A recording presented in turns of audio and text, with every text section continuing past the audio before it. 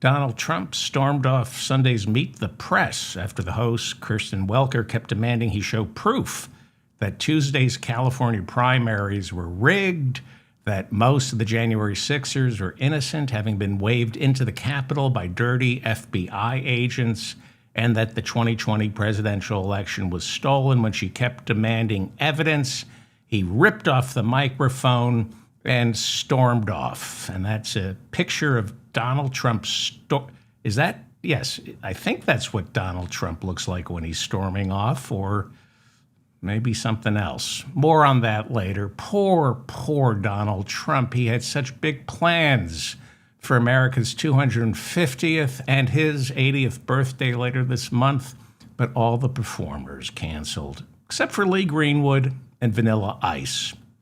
So he's basically canceling our nation's birthday. But who doesn't? I want to see Lee Greenwood and Vanilla Ice. That sounds fantastic. It sounds like every PBS pledge drive on a Saturday night. Ever turn on your PBS station on Saturday night thinking, oh, maybe I'll watch a Frontline, and instead they're running old episodes of Lawrence Welk or a Frankie Avalon concert as part of their pledge break, and you're thinking, hey, it's PBS. What happened to that 12-hour Ken Burns fart fest on Andrew Jackson that nobody wants to watch? Anyway, I would pay money to see Vanilla Ice and Lee Greenwood, but everybody is pulling out of the Great American State Fair. It's just basically going to be Trump, but he did schedule this big UFC cage match on the White House lawn. Unfortunately, that's not going well. Adam Sandler, Mario Lopez, Dwayne "The Rock" Johnson, and actor Jared Leto all thanked Dana White, UFC president and CEO, for the invitation, but no thanks, we're not coming.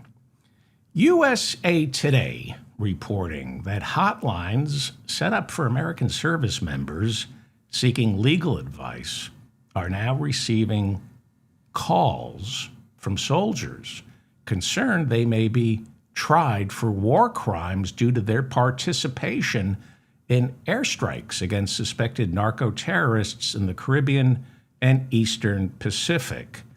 Since early September, the U.S. military killed more than 200 people on boats suspected of carrying drugs.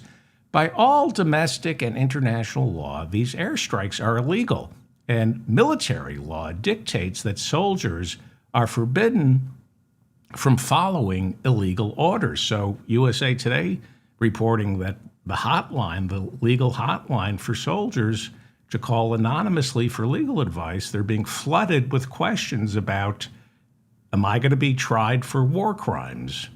Well, relatives of the victims are now filing lawsuits in federal courts, which will complicate things for some of these soldiers, but mostly Defense Chief Pete Hegseth, who was repeatedly warned by Pentagon lawyers of the illegalities, especially the crime of killing survivors of these airstrikes, which our military has admitted to.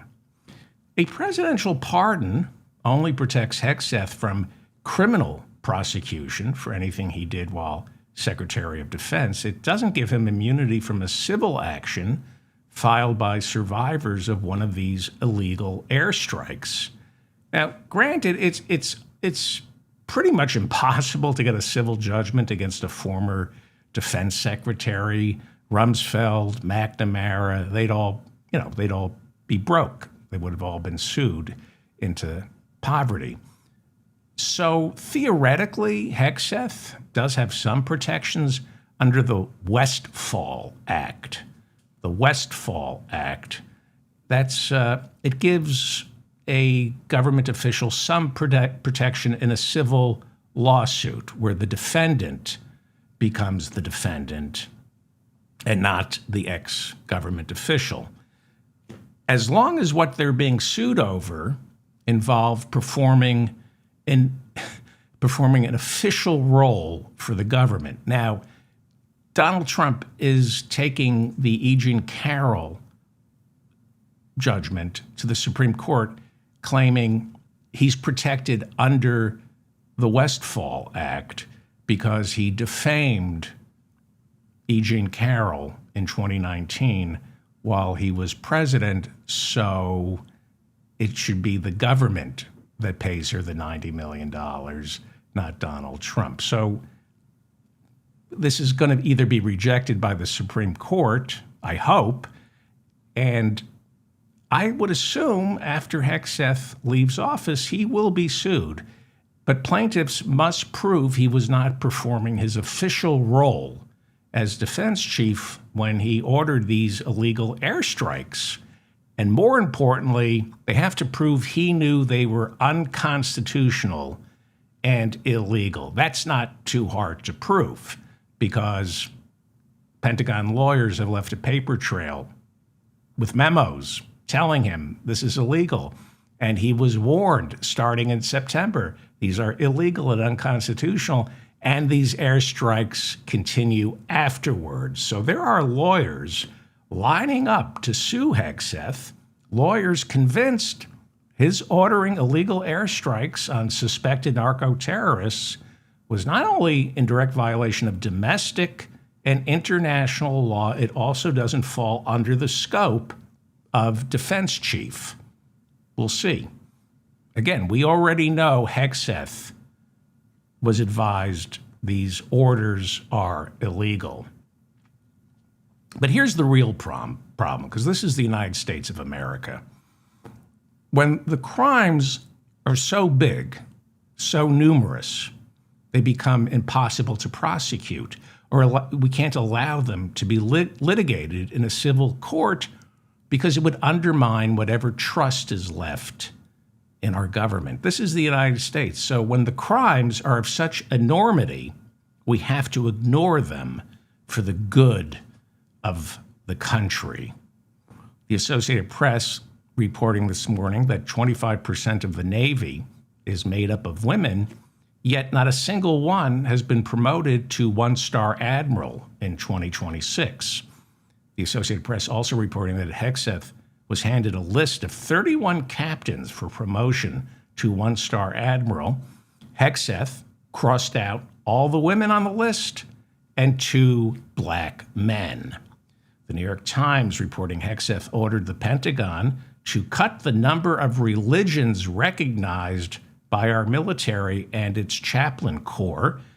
The number of religions will go down from 200 to only 31 religions recognized by the Pentagon. 22 out of the 31 are Christian denominations. Thanks to Hegseth, the Pentagon no longer recognizes the validity of what are called non-traditional faiths like atheists, pagan, Wiccan, humanist, New Age, Unitarian, Universalist, and probably Catholic. I do know that he is anti-Catholic, and Easter, he canceled the Catholic Easter Mass and had a Protestants-only Mass. He's a follower of Doug Wilson, who believes Catholicism should be outlawed. Yeah, that's our defense chief, Pete Hegseth. Saturday was the 82nd anniversary of the D-Day invasion, liberating France and Europe from Nazi occupation. Hegseth spoke at a French cemetery where American GIs are buried. Now, first off, he's come under criticism for bringing his idiot wife and 6 of his 7 children to the event on the government's dime. The Pentagon, when asked about this, said Hegseth paid the travel expenses for his idiot wife and children, but he didn't pay for the increased security needed to protect them, and that's very expensive. The Washington Post out with an expose reporting that Hegseth's security is provided by the Army's Criminal Investigative Division, whose costs have exploded since Hegseth became defense chief because they have to provide protection not just for all of Hegseth's kids, but his ex-wives and their families too. The Washington Post reports that ex-Army security officials say they have never seen a defense chief abuse the free protection offered by the Pentagon on a scale like this before. Hegseth reportedly took his entire family on a trip to Hawaii last October, placing more strain on the Army's Criminal Investigative Division. That's the division that protects Hegseth and his idiot family. Did I say idiot family? Yeah. I'm going to watch what I say. The Post says there's no evidence that Hegseth reimbursed the Pentagon for his trip to Hawaii. Well, in his speech honoring American soldiers who sacrificed their lives on D-Day, Hegseth compared immigrants to Nazis. And speaking in France, it was at a French cemetery, Hegseth chastised all of Europe for doing nothing to stop these immigrants who he compared to the Nazis. Hegseth said, quote, "Sadly today, different European beaches are stormed by different dangerous ideologies. Beaches in Spain, in Italy, in Greece and Bulgaria. Boats and men arrive. When will European capitals do something about that invasion, or is it too late? I pray not." Well, this is wrong on so many levels. First of all, comparing the D-Day invasion to immigrants as Nazis invading Europe, the metaphor doesn't work. That's the first thing. Whoever wrote the speech is a moron. Our defense chief, though, dishonored the graves of American GIs, many of them children of immigrants. He dishonored the soldiers who made the ultimate sacrifice on D-Day by comparing immigrants to Nazis. Vice President J.D. Vance, you might recall, lectured German leaders last year because they refused to allow Alternative for Germany, a party made up of Nazi apologists, into their coalition government. That's the firewall that they have in Europe, where they don't allow Nazis into a coalition government, even if they come in second place, as Alternative for Germany did in last year's parliamentary elections. So J.D. Vance defended Alternative for Germany, lectured German leaders about free speech, and called Alternative for Germany politicians patriots who simply love their country and want to protect its culture. Alternative for Germany calls for the rounding up of all Muslim citizens in Germany and shipping them back to their country of origin in a process called remigration. Remigration.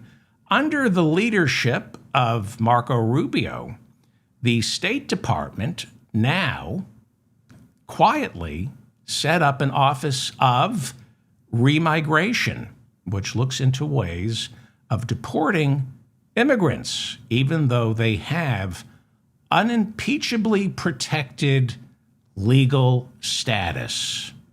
The Justice Department has now begun filing lawsuits to denaturalize immigrants who are now U.S. citizens. Denaturalization is a form of remigration. Denaturalization is a process where Department of Justice lawyers, because they have nothing better to do, stand before a judge, not a jury, and try to convince that judge an immigrant was wrongly awarded citizenship. Close to 40 U.S. attorneys' offices around the country have been ordered to ramp up their denaturalization cases. They've been given quotas to strip as many as 200 immigrants of their U.S. citizenship this year. It starts with 200 immigrants. You get good at it, and next it's 200,000. The number they are talking about when you get them drunk, 100 million. They believe 100 million people do not belong in this country. On Friday, J.D. Vance stuck his nose into British politics by blaming the death of an English citizen on that country's lax immigration policy. Just when you think you can't hate J.D. Vance anymore, just when you think he cannot be more despicable, he's attacking Great Britain's lax immigration policy because an 18-year-old university student, white, his name was Henry Nowak, he was tragically stabbed to death by another British citizen. Now, both men, British citizens, both men, not immigrants, both men born in England, and yet our vice president says Henry Nowak's death is an example of why Britain needs to stop allowing immigrants into their country. So why does J.D. Vance blame the death of Henry Nowak on Britain's lax immigration policy? Because this British citizen, Henry Nowak, born in Britain, was killed by the son of a mother who was born in India.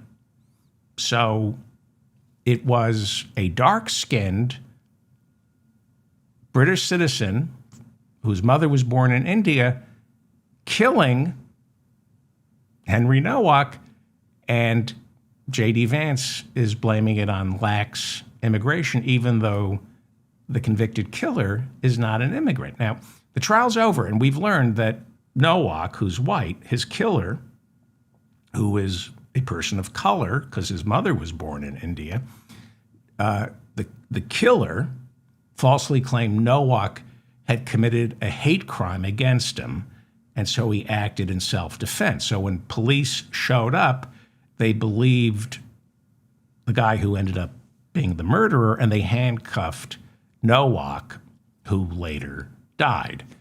Again, Nowak was white. The man convicted of killing him was dark. Both men, born in Britain, both men, British citizens, because the killer's mother was from India. J.D. Vance says this is why we need to stop immigrants from entering our country, Europe, and England. This is what our racist vice president, J.D. Vance, said about the killing in Britain. Quote, his murder, talking about the white 18-year-old, his murder is as tragic as it is enraging. He should still be alive today, and he would be if the last few generations of European elites had stood their ground against the politics of self-hatred and the mass invasion of migrants, many of whom despise the West and the people who love it. He goes on to say, Henry was far from the first to so needlessly lose his life, and I fear he won't be the last. Each time a life like his is lost, the proper response, the only response, is righteous anger. This is fueling the politics of resentment and white racist paranoia. You cannot get more despicable than J.D. Vance. But we'll see. Maybe we can. Former Georgia Republican Congresswoman Marjorie Taylor Greene allowed herself to be videotaped getting stem cell treatment in Puerto Vallarta, Mexico. She said to ward off the aging process. Marjorie, let me assure you, your memory isn't going. You're just stupid. That's not senility. That's ignorance. And Cynthia West is a former staffer for Republican Indiana Congresswoman Victoria Spartz. And Cynthia West claims that within weeks of his wife dying, Kentucky Republican Congressman Thomas Massie bragged to her about having sex with Colorado House Republican Lauren Boebert. Boebert was asked by Fox News on Friday if she did in fact sleep with Massie, and Boebert responded, quote, "First of all, F you," she said the word, and then she accused Fox News of being sexist. Well, of course it's sexist. You cannot be a woman in the Republican Party complaining about sexism on Fox News. Well, the war in Iran that Trump says is not a war, has now entered its 100th day as traffic through the Strait of Hormuz is completely shut down. According to people who monitor this stuff, they look at satellites, 0 ships have passed through Hormuz in the past 48 hours. Mohammed Salah Jokhar is a general with the Iranian Revolutionary Guard and a member of the Iranian parliament who has previously begged Donald Trump to send in ground troops so he could personally massacre them. On Sunday, Jokhar said, quote, "With one needle, the balloon of America's power burst and deflated, and the whole world understood that America cannot do a damn thing militarily." Well, you know, I'm rooting for America. It's my country. But there is nothing we can do militarily about the Strait of Hormuz. So Trump doesn't know what to do. But he says we have a deal. We have a deal. During the first Trump administration, some of you might remember that every week was Infrastructure Week. And it became like a running joke because on Monday, the Trump press office would announce this is Infrastructure Week, and Donald Trump is going to unveil his big plan to rebuild America's crumbling infrastructure. And every week, Trump found an excuse not to unveil the big plan that he didn't have. But it was coming. It's just hours away. We're putting our finishing touches on the infrastructure bill after we come up with a replacement for Obamacare. We have concepts of a replacement for Obamacare. Well, every day we're hours away from that big deal with Iran. So he appeared on Meet the Press, and he told Kirsten Welker that Iran's military is virtually decapitated, that we've won. Okay, so I'm a broken record on this. You've decapitated and destroyed Iran's military. Okay, hotshot. You've got half the United States Navy off the coast of Iran. If Iran's military is decapitated, why aren't you seizing the shores of Hormuz? Why aren't you taking Karg Island? That's the question that needs to be asked of Hegseth and Trump every time they say, we won, they don't have a military left. Then why can't you open Hormuz? Why do you have to blockade Hormuz instead of open it? Why aren't you escorting tankers through Hormuz if you've destroyed their entire military? So, with Donald Trump, as you know, every attack is a confession. He said on Meet the Press Sunday that Iran is desperate for a deal, but they're too proud to admit it. Right, it's Iran that's desperate for a deal, but they're too proud to admit it. Yes, okay. South Carolina and Maine voters go to the polls on Tuesday to pick Senate, House, and gubernatorial candidates for November's general election. So, South Carolina Republican Congresswoman Nancy Mace, who carved out a position in the past 2 years as the most transphobic politician in Washington, it looks like she's going down to defeat in her bid to win the Republican nomination for South Carolina governor after Donald Trump endorsed one of her opponents. He did that to punish Mace for voting to release the Epstein files.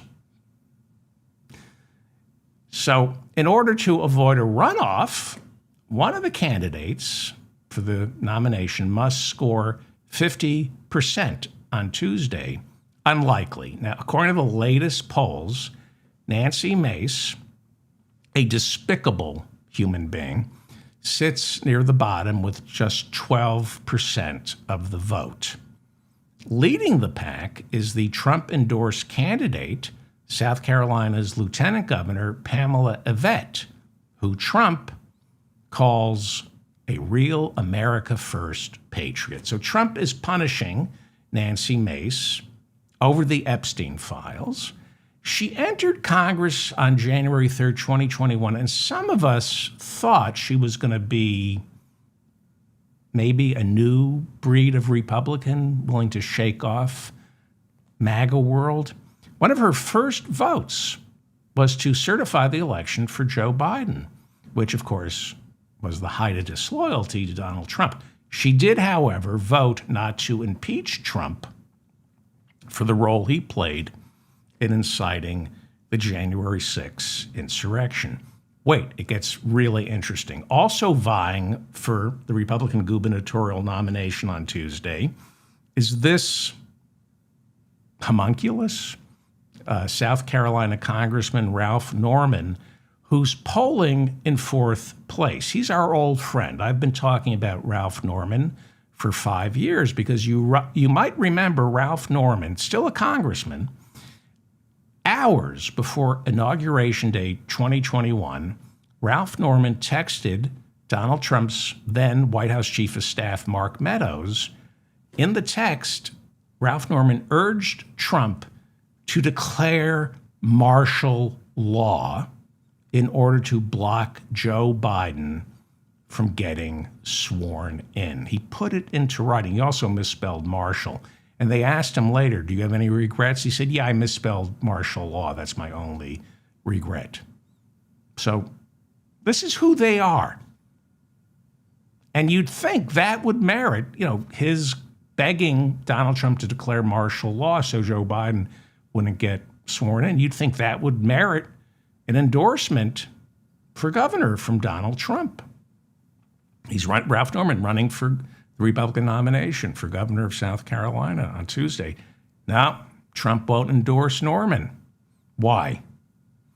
Norman in 2023 ended up being the first and only member of Congress to endorse former South Carolina Governor Nikki Haley for president. They're both from South Carolina, and he figured Trump didn't stand a chance. This was February of 2023.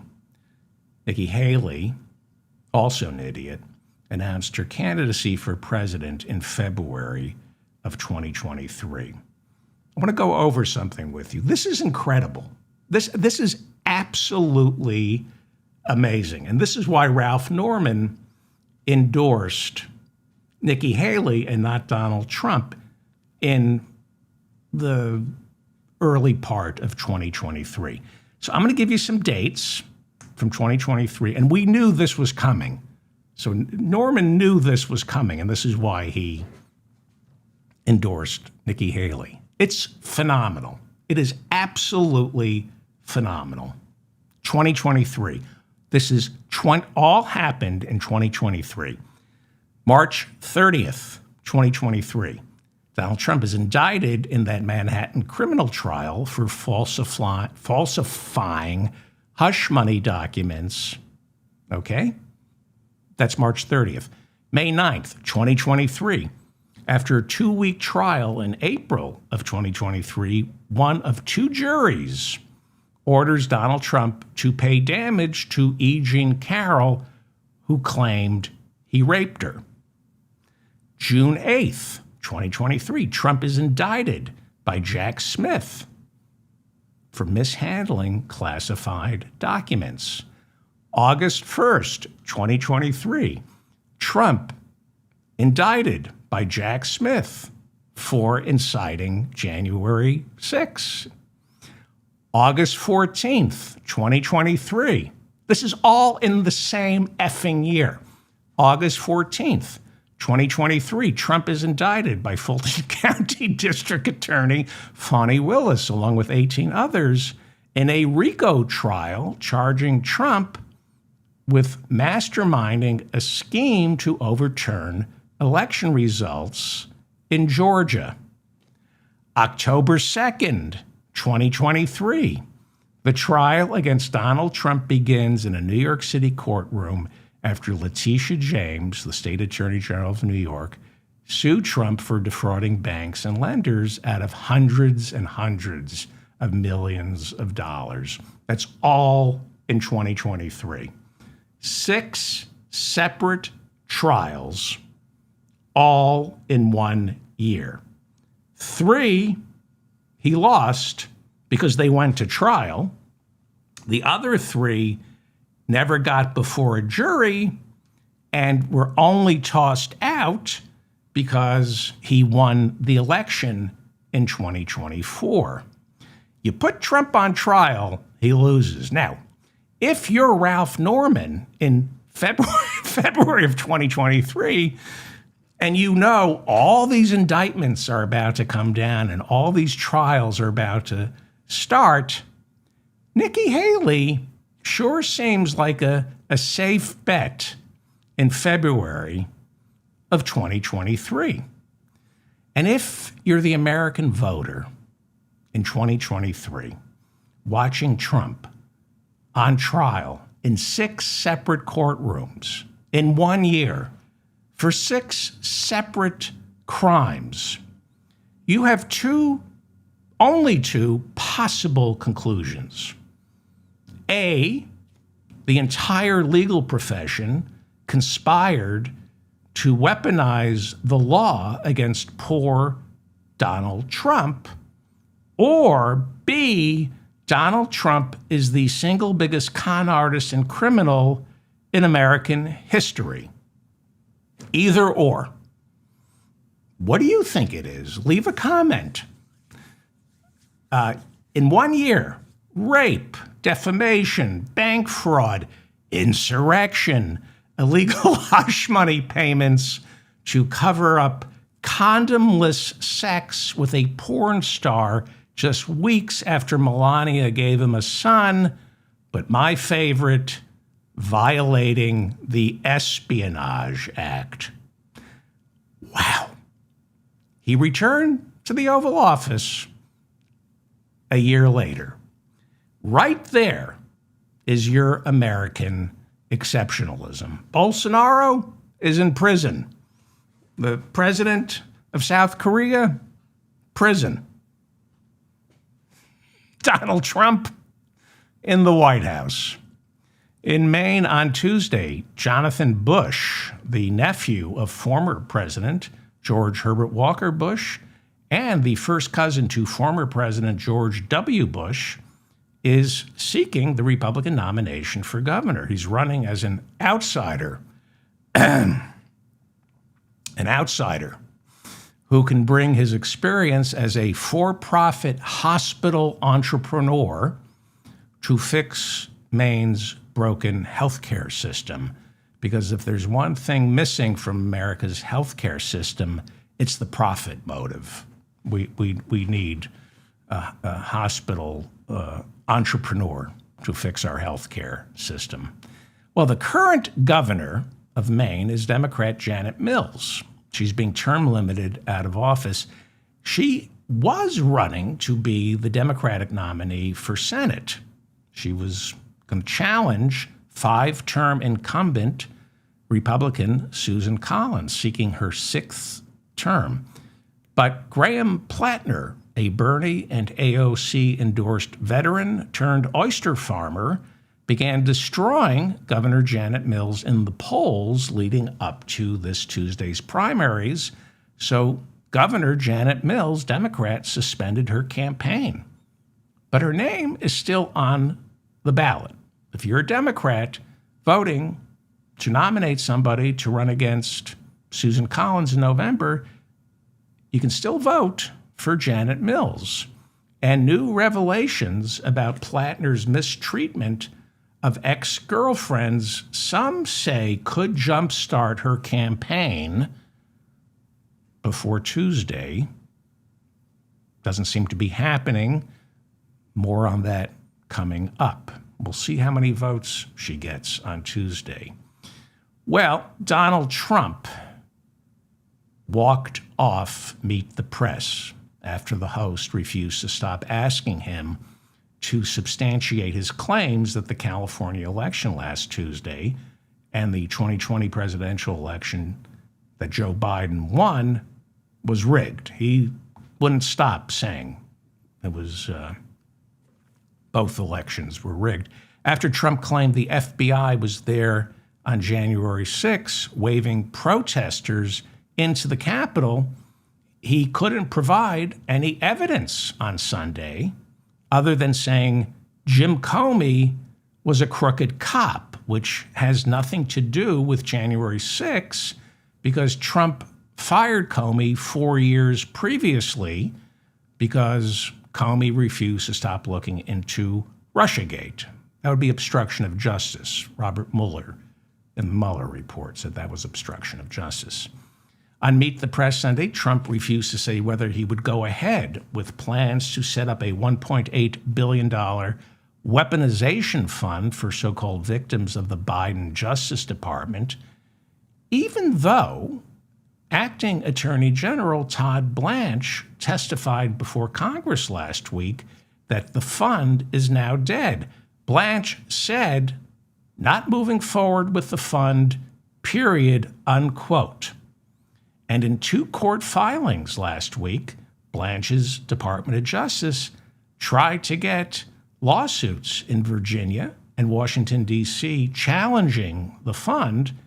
He tried to get them thrown out by writing to the 2 judges that this fund is dead, therefore these lawsuits should be put to rest.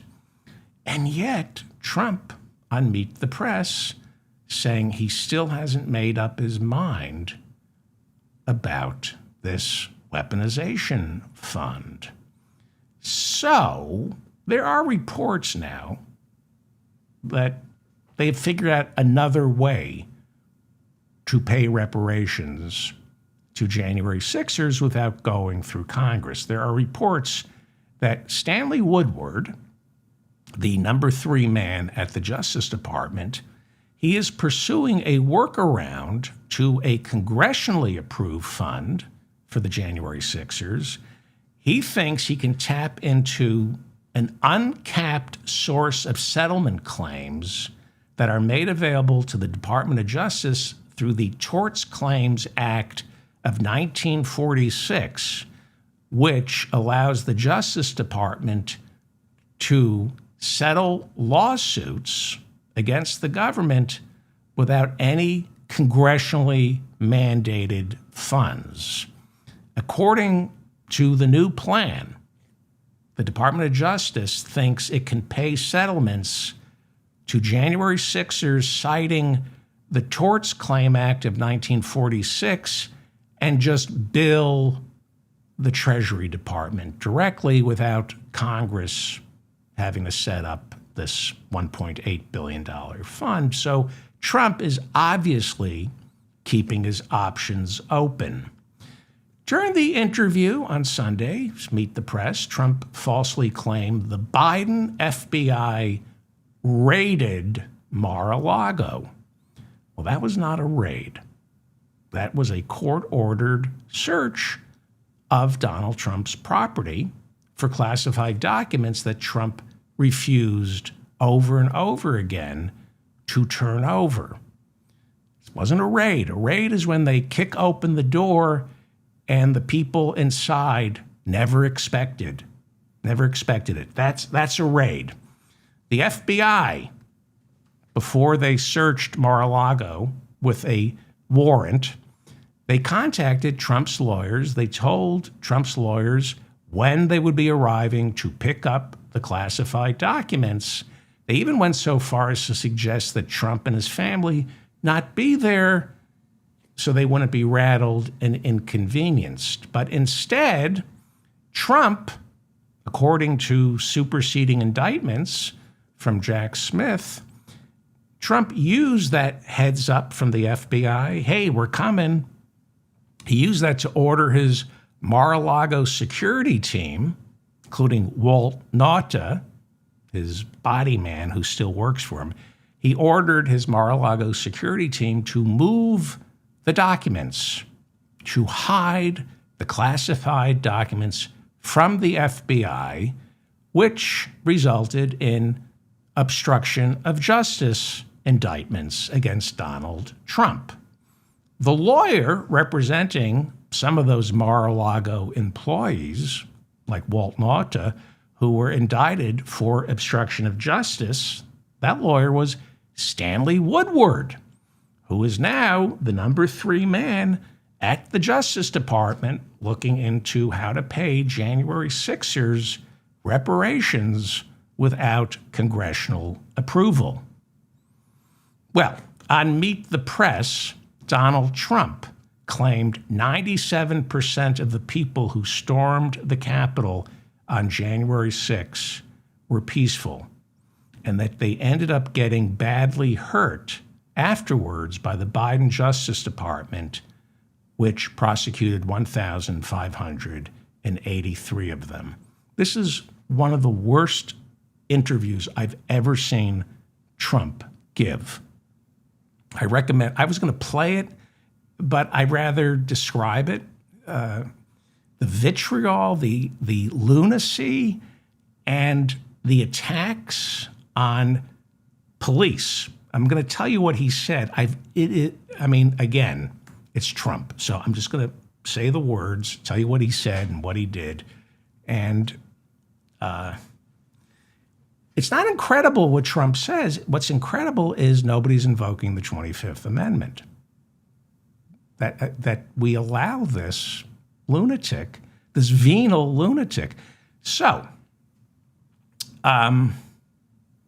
Trump pardoned and or commuted the sentence of all 1,583 January 6ers who were charged and prosecuted.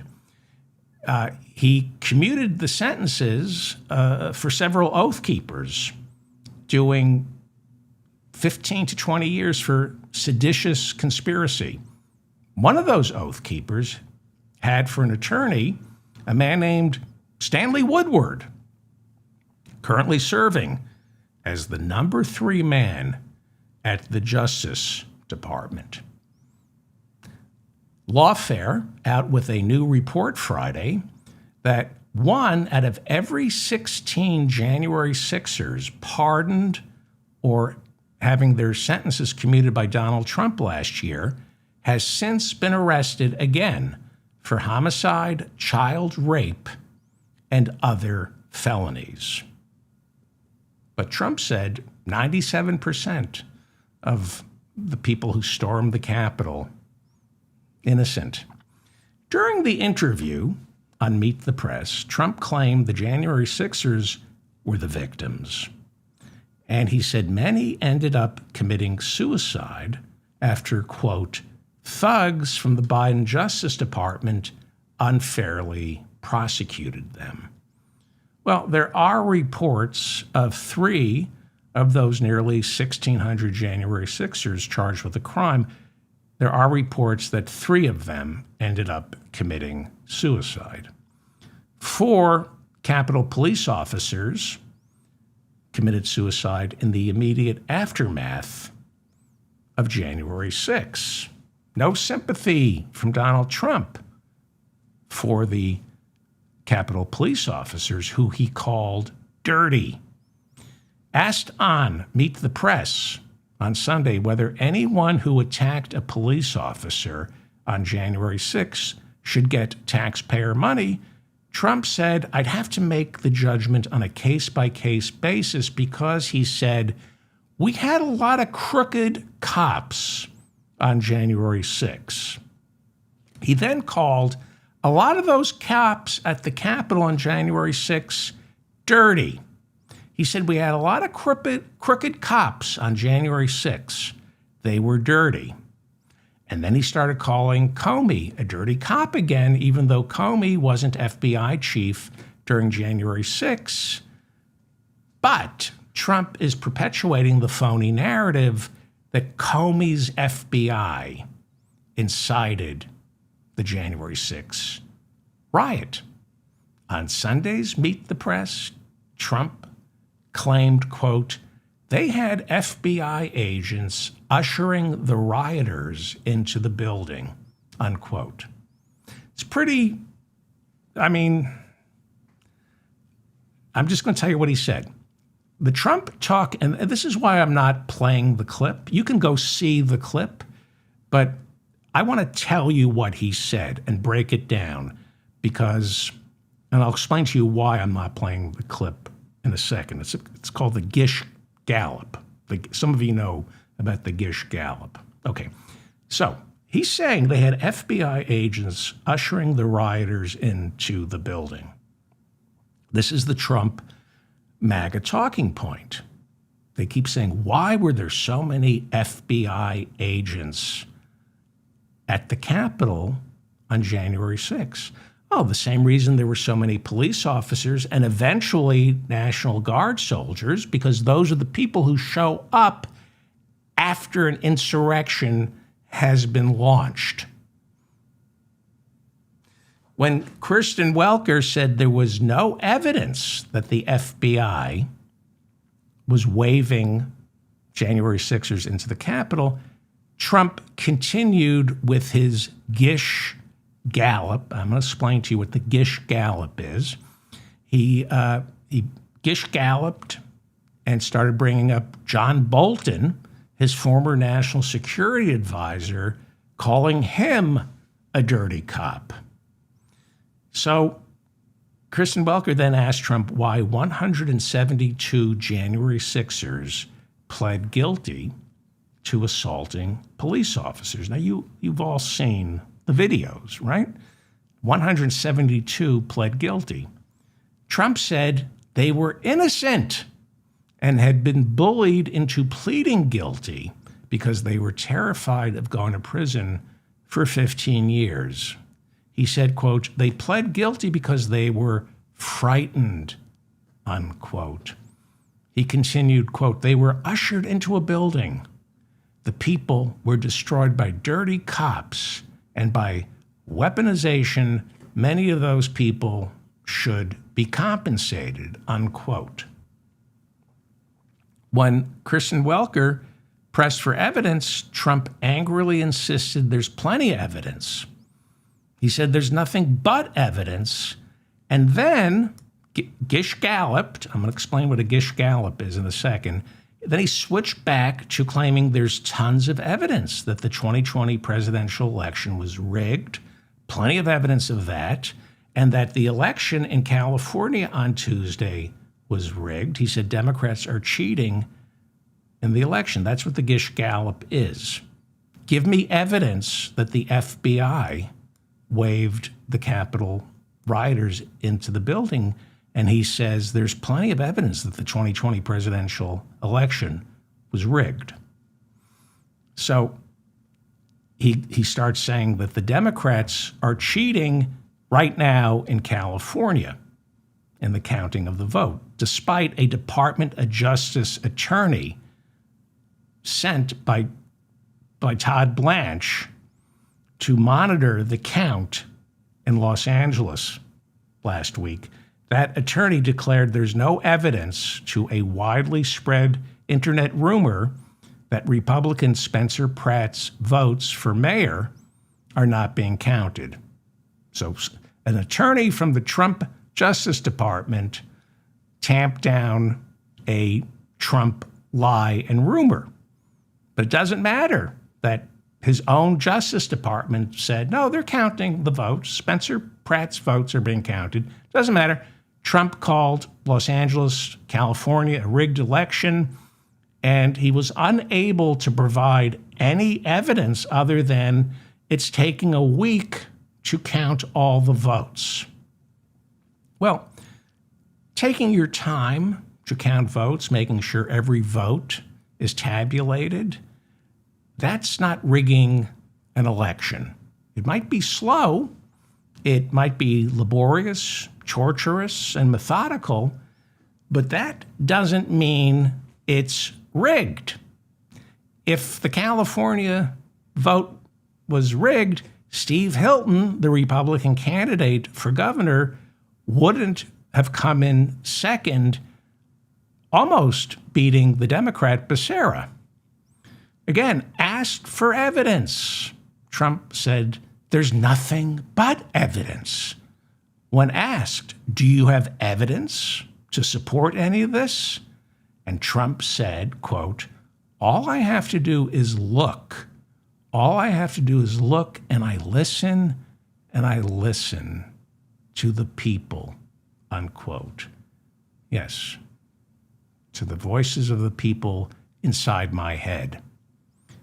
There is no evidence.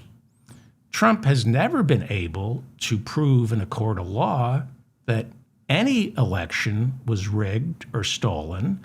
He's never been able to prove there was any voter fraud.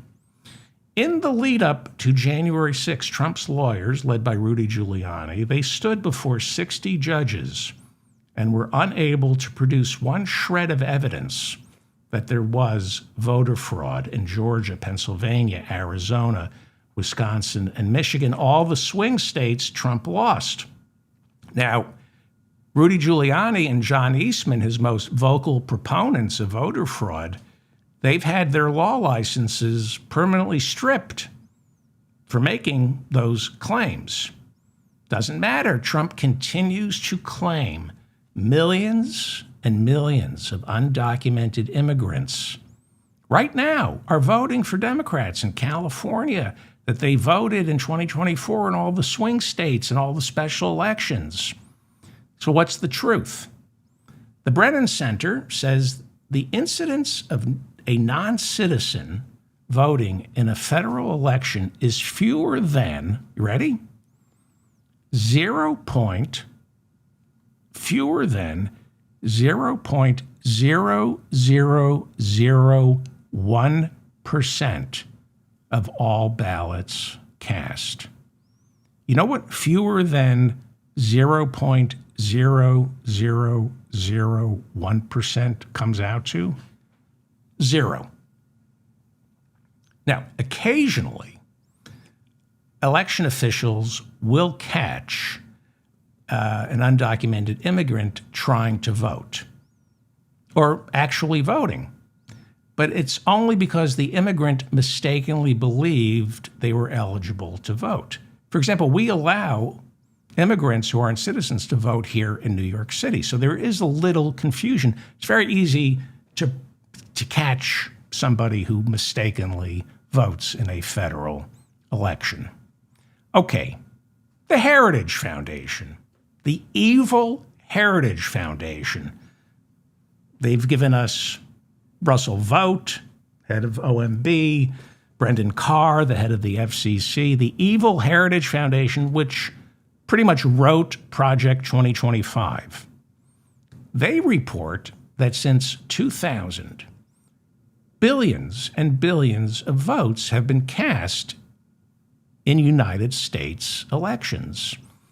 And of those billions and billions of votes cast since 2000, according to the Heritage Foundation, there are in total fewer than 100 cases of undocumented immigrants suspected of voting, not convicted, not charged, suspected.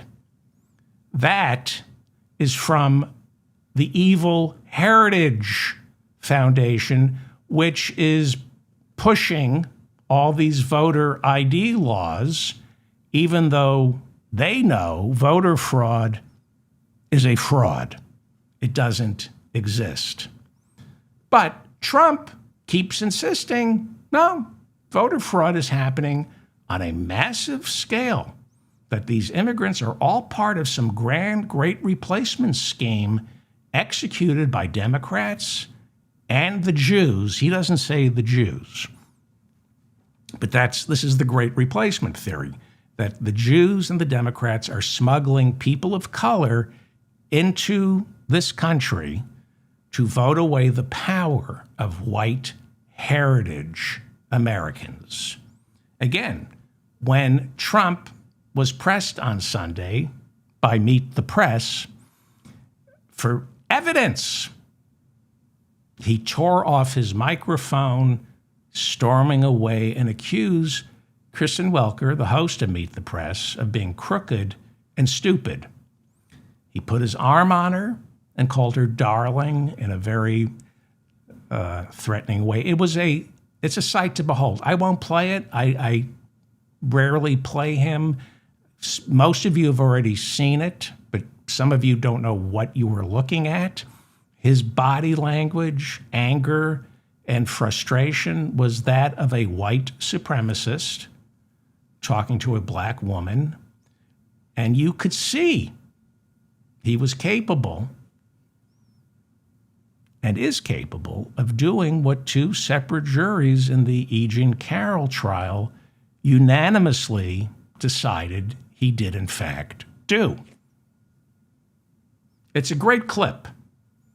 I loathe to play it because without the proper setup, Trump achieves what he sets out to do, and that is throw dirt in everyone's eyes, deploying a rhetorical technique that has come to be known as the Gish Gallop. I've talked about the Gish Gallop for years, and it's why you don't argue politics with somebody who isn't willing to argue in good faith. There are some people who genuinely want to argue, create a dialectic in which they arrive at a truth or try to convince you. That's a good faith argument. And then you have the Gish Gallop. This is Pam Bondi testifying before the House Judiciary Committee. You saw the Gish Gallop with Scott Bessent, Treasury Secretary, testifying on Capitol Hill last week. So what is the Gish Gallop? This is, most of you know what it is, but if you don't, you should recognize it. It's a term invented by a scientist attempting to debate a man by the name of Duane Gish. Duane Gish, a creationist. This was back in 1994. The scientist who came up with the term the Gish Gallop is named Eugenie Scott. And Eugenie Scott later said Duane Gish, the creationist, was impossible to debate because he flooded the zone with 20 different unrelated pieces of evidence that only tangentially supported 20 different arguments, none of which were germane to the conversation. The Gish Gallop, it's quantity over quality, spewing so many unsubstantiated assertions, the opponent, who's arguing in good faith, doesn't know where to start. If you want to see the Gish Gallop in practice, watch Donald Trump. Watch him. He calls it the weave. It's just changing the subject, freestyling, and lying. Watch Scott Bessent testifying last week. Watch Pam Bondi. And watch any live news show where you have a politician forced to answer difficult questions. It's running out the clock. It's how people like Donald Trump run out the clock during live television interviews. Here's the problem on Sunday, and this is why I recommend you take a look. You can find it on the internet. Watch his interview with Meet the Press's Kristen Welker. The problem was that interview was pre-taped. The Sunday morning shows are all live, which is why they're worthless, because you can always run out the clock. But Trump's interview with Kristen Welker on Sunday was pre-taped, meaning she had all the time in the world, or at least more time, to demand Trump produce evidence, back up your claims, which he couldn't do. And so he stormed off in a rage because he couldn't run out the clock. That is why live interviews are garbage. That's why the Sunday shows with newsmakers are garbage, because they're done live. People like Trump run out the clock. There is never any time for the host to demand that Mike Johnson substantiate his lies about what's in One Big Beautiful Bill substantiate that with facts. Live TV, no time. And this is exactly why Trump refused to sit for an interview with 60 Minutes in the lead up to the 2024 presidential election. You might remember this. 60 Minutes interviews presidential candidates about a week before the November election. But he wouldn't do the interview. Why? Because it wasn't live. So Trump always chickens out. Kamala Harris did the interview, and that humiliated Donald Trump. Kamala Harris, being brave enough to go on 60 Minutes, made him look scared, which he was. So to save face, what did Trump do? He sued 60 Minutes, claiming they edited the Kamala Harris segment to make her look smarter than she actually is. See, he doesn't want to do a pre-taped interview because they're edited. They're edited down. They keep repeating the same question until you either answer it or, in Trump's case, storm off, humiliated. Now, after Trump was sworn in 2025, his head of the FCC, Brendan Carr, carrying water or urine for Donald Trump, demanded the unedited transcripts of the Kamala Harris interview for 60 Minutes. And 60 Minutes handed them over, but 60 Minutes also made the unedited transcripts available for the whole world to read. Smart move. Anybody who read the unedited transcripts knew that 60 Minutes wasn't moving any clips around to make Kamala Harris seem more intelligent than she actually is. But Trump was president by now, so it didn't matter that the transcripts proved nobody rigged the interview in favor of Kamala Harris. Doesn't matter. See, Paramount owned 60 Minutes. It owned CBS News at the time. Sherry Redstone was I think she owned most of the stock, and she wanted permission from Trump's FCC, Brendan Carr, and the DOJ. She wanted permission to sell Paramount, CBS, MTV, all Comedy Central, all those companies under the Paramount umbrella. She wanted permission from Trump's FCC and DOJ to sell the company to David Ellison, who is the son of Larry Ellison, founder of Oracle Computers, one of the richest men in the world. And David Ellison can't do it on his own, so he's spending daddy's billions. So, CBS News, 60 Minutes, owned by Paramount. Paramount wants to sell the entire company to daddy's boy, half a man, David Ellison. So to smooth things over with Donald Trump's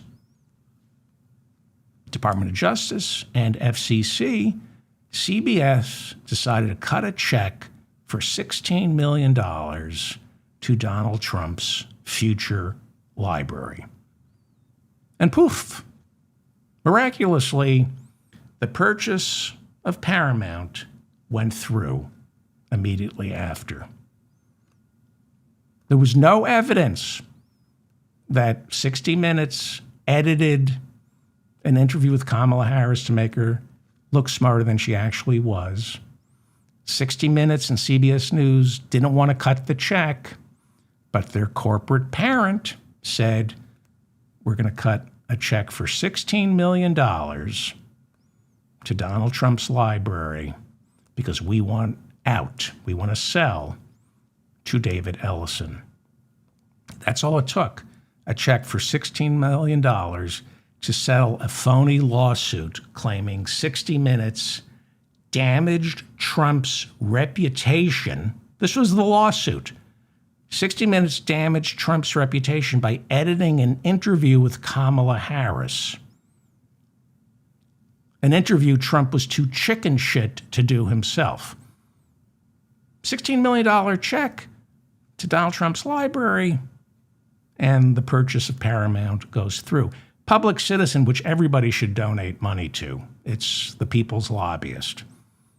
It's like, they're more, to me, they're even bigger than the ACLU.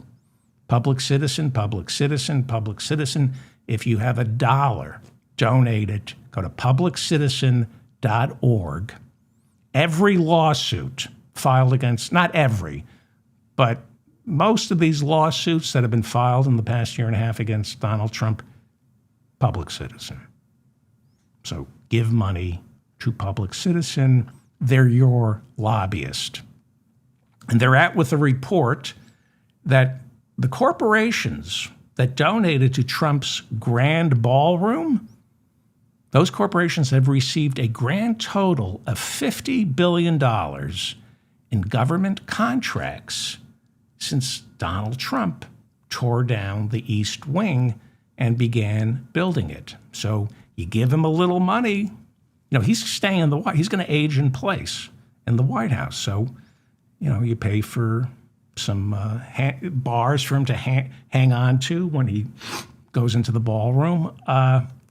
Donate a little money and you get $50 billion in government contracts.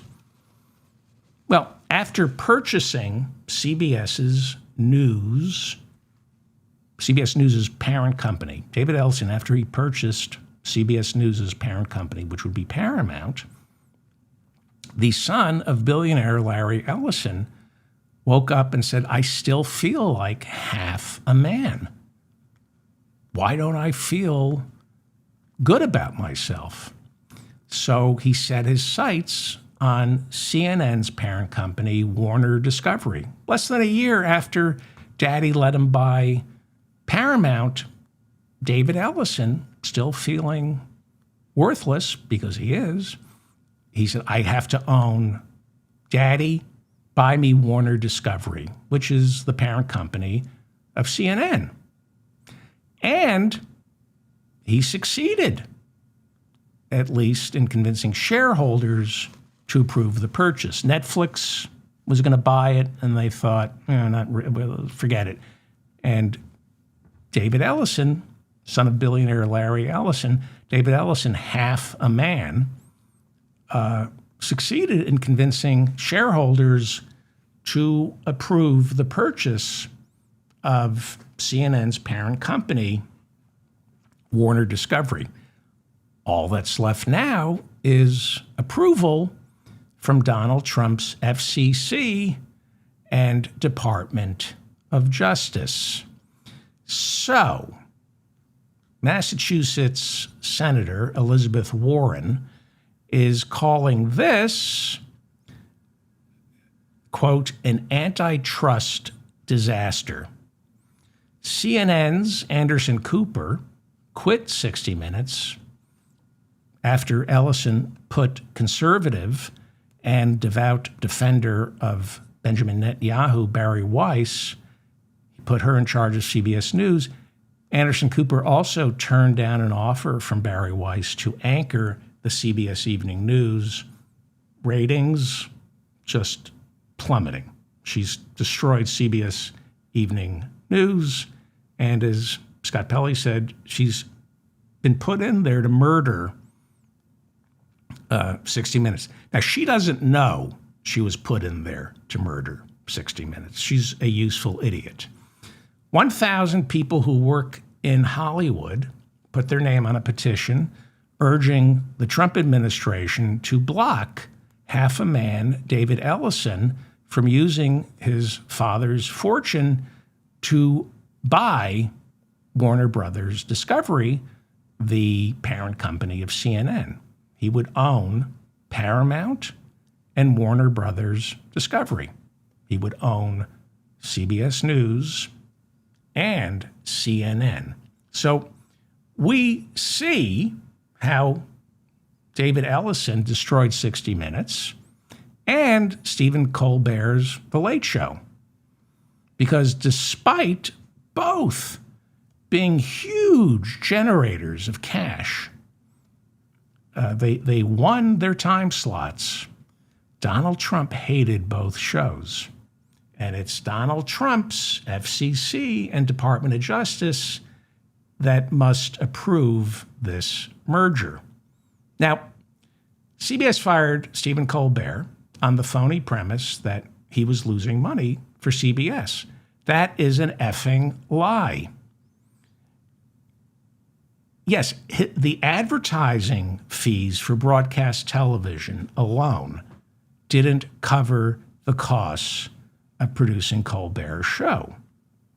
But there are much more profitable streams of income that David Ellison left out of the equation.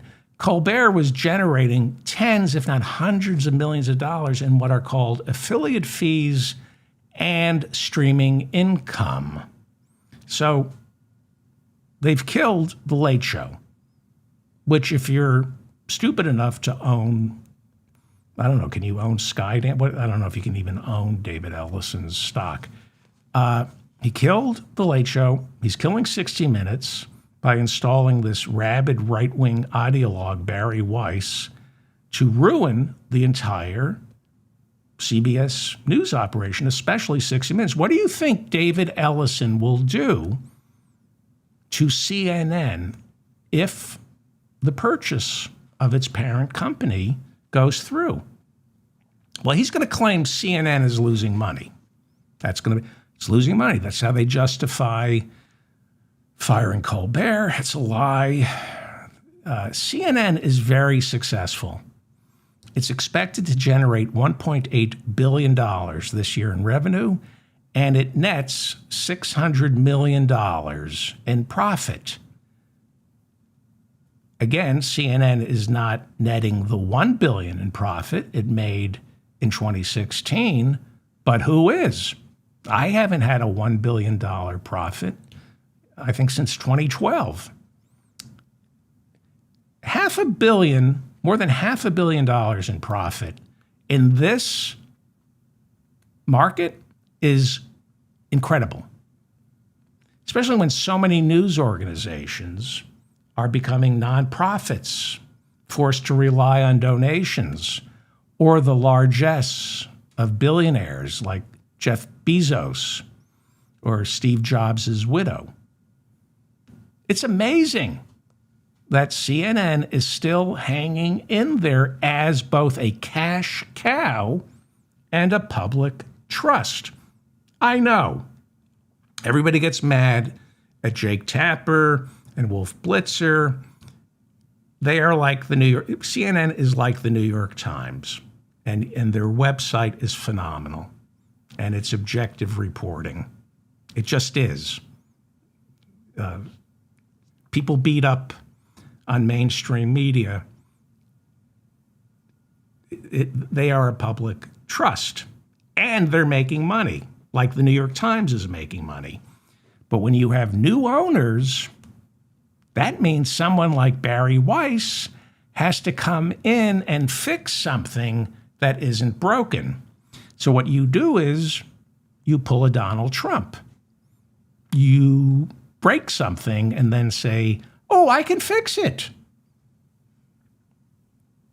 Well, California and New York are leading a coalition of states' attorney generals who are going to sue to block David Ellison. I think his company is called Paramount Skydance. They're suing to block him from being able to own Warner Brothers Discovery, the parent company of CNN. So the lawsuit will be filed later this month, and California Attorney General Rob Bonta is leading the lawsuit, along with my queen, Letitia James, New York State Attorney General. Bonta said the lawsuit is necessary due to, quote, the abdication of federal antitrust enforcement. Meanwhile, there are reports that Scott Pelley, who was fired last week from 60 Minutes after publicly laying into the new management, he has carved out a possible $100 million payday by taking his story first to a publisher, writing a book that will then be turned into a movie for Netflix. We are being told, in between his saying Bari Weiss is, in between that collection of words, Bari Weiss is, and the words murdering 60 Minutes, Pelley, in between those two phrases, was on the phone with his people, finding out how much he could haul in by becoming the story. Apparently, a lot. It's about to pull in about $100 million. It was posturing. I mean, the way he stood up to Bitten, the new head of 60 Minutes, so publicly, he was looking for a $100 million payout. Well, Donald Trump will attend Monday's Game 3 of the NBA Finals to watch the Knicks take on the San Antonio Spurs in Madison Square Garden. Ticket holders now told to arrive 2 hours earlier in order to go through beefed-up screening. You should also bring industrial-strength earplugs so your hearing isn't damaged by the thunderous boos after Trump's face appears on the Jumbotron. I mean, he's a sadist and a masochist to show his face at a Knicks game. 70% of New Yorkers voted for Kamala Harris in 2024. We know who Trump is. To welcome Trump to Madison Square Garden, the Knicks will hold a brief ceremony retiring the number 34 in order of the 34 felony counts a Manhattan jury convicted Trump on 2 years ago. Only convicted felon in the United. They're not going to do that. Somebody told me Charles Oakley, they should retire 34 in honor of Charles Oakley, who I think was a power forward back in the 90s. I don't know. I used to love the Knicks, but then I discovered masturbation and marijuana. My mayor, the greatest mayor in the history of mayordom, Zohran Mamdani, I wish my mother were alive. She would just love this guy. Zohran Mamdani will be at the game, but not in some luxury box. No, he sits up in the nosebleeds because my mayor is a man of the people, the poor people, the downtrodden, who can only afford to pay $1,500 a ticket to see the Knicks play tomorrow. I love him. Over the weekend, my mayor called for the abolition of ICE. Mamdani said Democrats appear timid, demanding only reform of ICE. He's absolutely right. He added, you cannot reform this level of cruelty.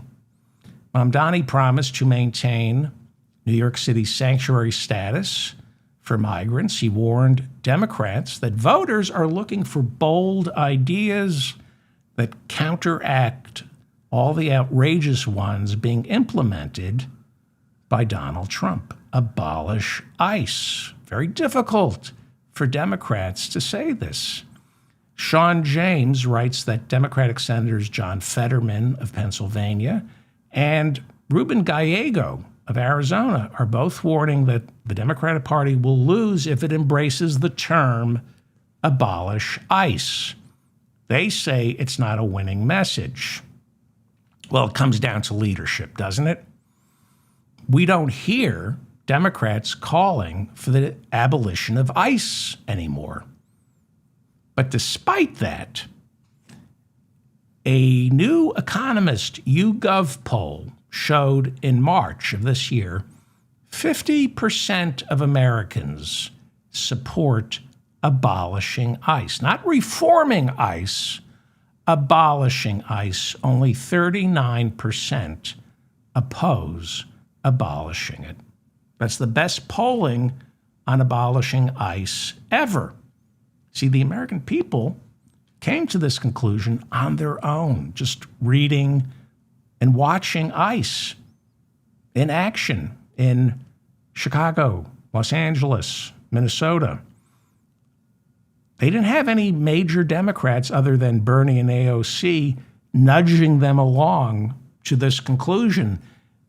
Americans, 50% said, hey, we should abolish ICE. So imagine what the polling would be if we had real leadership in the Democratic Party.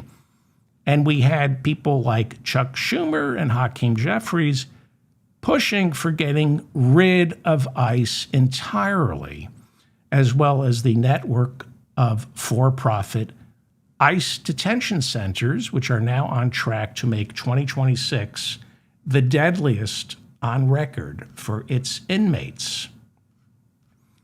ICE acting director David Venturella announced that his agency will no longer make public reports of inmates who die within 30 days of getting released from a for-profit ICE detention facility.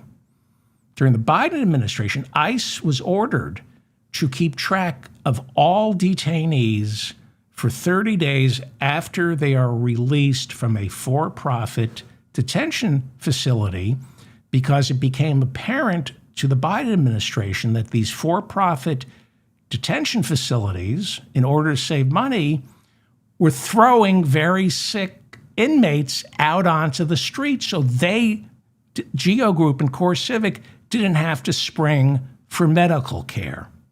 So now, because we're on track for the deadliest year on record, the for-profit ICE detention centers got a break from ICE. They no longer are going to keep track of what happens after an ICE detainee is thrown out because they got sick and now they're too expensive.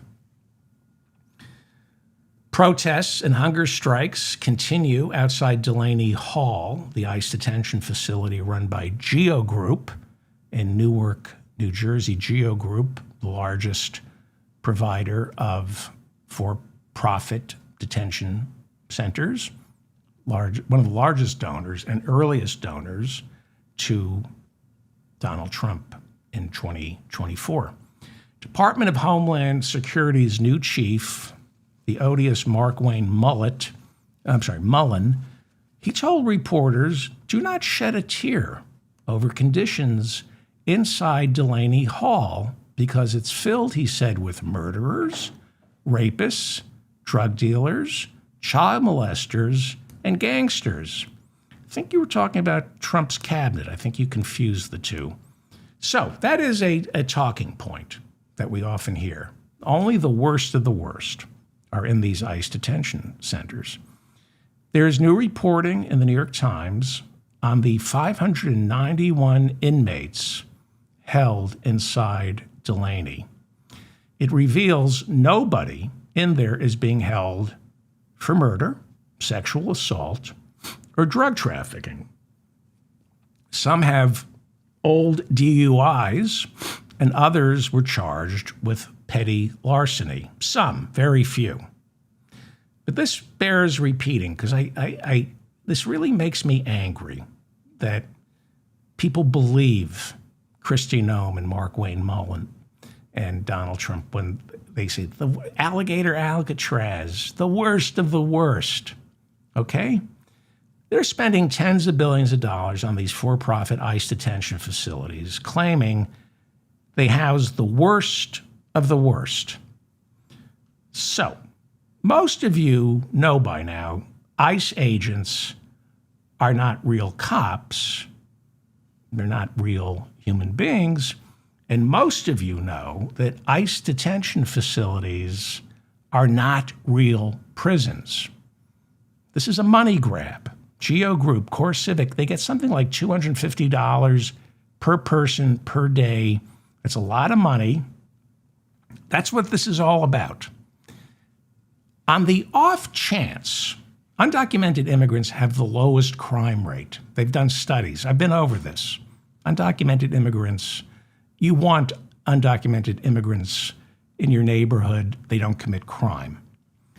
Study after study shows that. But on the off chance an undocumented immigrant is ever arrested for a felony, like rape or murder, and I get angry about this, so I want you to think for a second. Most of you know this, so I don't want to take it out on my audience.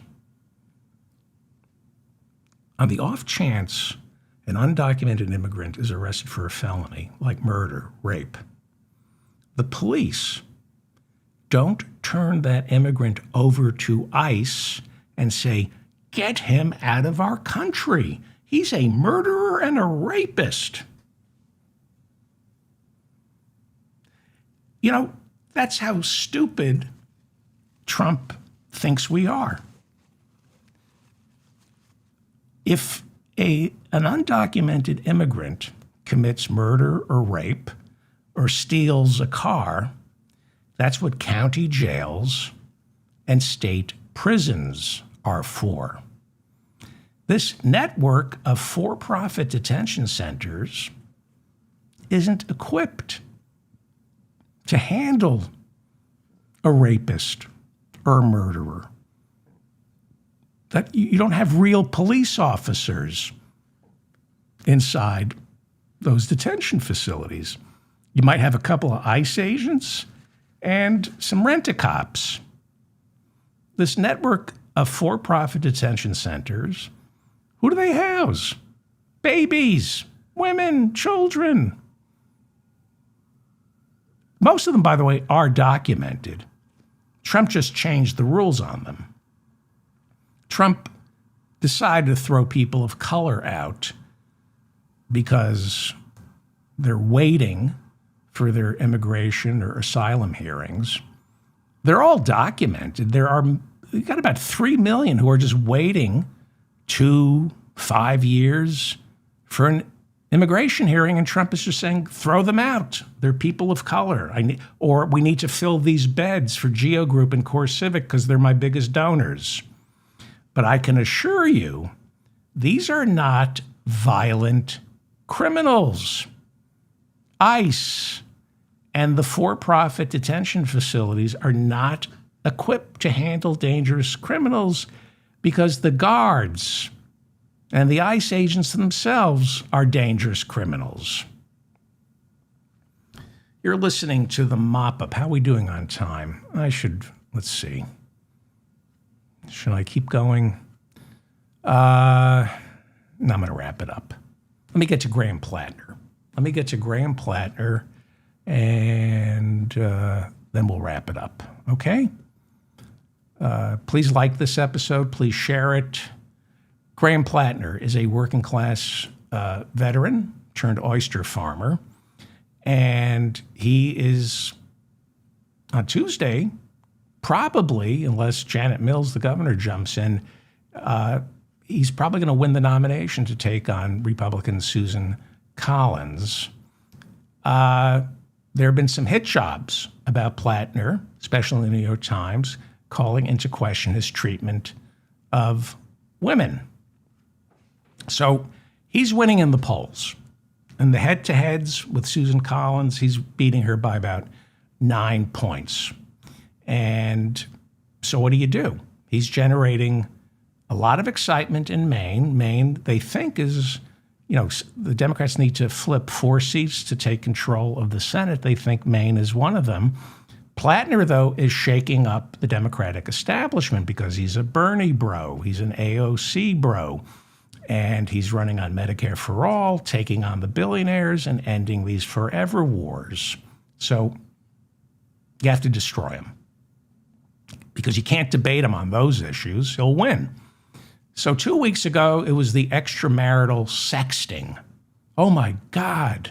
He was sexting with 12 women while he was married. And Wall Street bagman Cory Booker, who I like, but he's performative, and he's, oh my God, I don't know if I can support Plattner. He sexted with 12 different women. So look, if that's all you got on Plattner, go F yourself. And the New York Times, which protects the corporatists in the Democratic Party, they're out with a story citing 6 women who dated Plattner. They accuse him of... So I'm going to go through this. Some of this is bogus. I'm not going to, it's up to you to decide. 6 women who dated Graham Plattner accused him of cheating on them, drinking heavily, spouting misogynist opinions about women, referring to them as quote unquote hatchet wounds, and being emotionally abusive. One former girlfriend, Lindsay Fifield, is a conservative activist, and according to the New York Times, she's accusing Plattner of, when they were dating, often grabbing her by the arm or wrist, leaving marks. She said he once locked her in a bedroom until she calmed down. She said she felt physically intimidated, but he never hit, only shoved her. So you got a candidate who's calling for universal health care, universal child care, wants to defund ICE, fight climate change. He's a veteran who served, wants to spend far less on the military-industrial complex and more on people. You can't debate him on the issues. Have you seen him speak? So you have to question his character. You decide. It's not up to me to decide whether or not these allegations are true. I think I'm just Rhode Island Democrat Sheldon Whitehouse says the accusations against Plattner seem like a lot of nothing. And Bernie Sanders, one of the first to endorse Plattner, was asked about the latest accusations. Bernie said, "Is he a saint? I guess not. I don't know too many saints here in Washington, D.C." All right, I was going to talk about AI. I'll get to it tomorrow. I'm David Feldman, reminding you to stay strong and protect the weak. Please like this episode so I remain in your feed. Thank you to Bob and Mila for keeping the conversation in the chat room civil. You know what's happening to shows like this, so any assistance you can give me in spreading the word on this. If I made any mistakes, please let me know. On the last show, I said January 1st instead of January 6th. And on the last show, I referred to Chuck Schumer as Senate Majority Leader. He's the Senate Minority Leader. Those are just, I think I'm saying January 6th, but January 1st comes out of my mouth. So I stand corrected. One of Milli Vanilli died of a drug overdose. I think I corrected it. Anyway, thank you for listening.